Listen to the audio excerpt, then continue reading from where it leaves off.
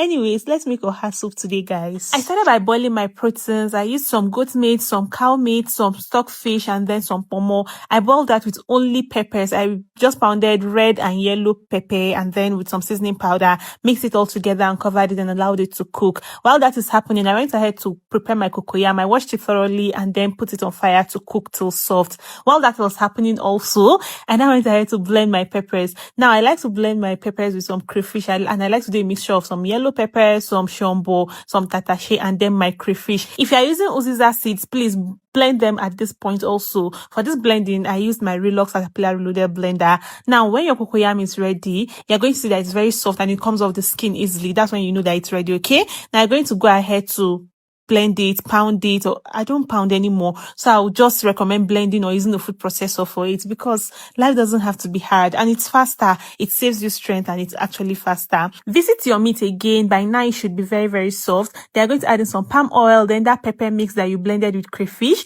You're going to add in your ogilisi or ogiri, anyone. This ogiri will melt while your soup cooks, but if you have trust issues, just dilute it with some water and melt it in the water before adding it into your soup. Then go ahead with that cocoyam paste that you blended. Go in with it like this and just stir it small to combine, okay? Cover it and allow it to boil for about 5 to 7 minutes. Once it's boiled, you notice that the cocoyam has melted and the soup has thickened up a bit. Now, depending on how thick you want it, you can add in some water. I added some water into my own. I went ahead with some dried catfish. I forgot to add this earlier, so add in some dried catfish if you have. Then I'm going to add in some water to loosen it up a bit. Well, if you want it to be very thick, it's fine. But bear in mind that this soup gets thicker as it sits. Cover it again to cook so that the fish will cook a little and the water too will boil well. Then I'm going to add in some uziza leaves, non-negotiable. If you're not using uziza seeds, make sure you use uziza leaves, okay?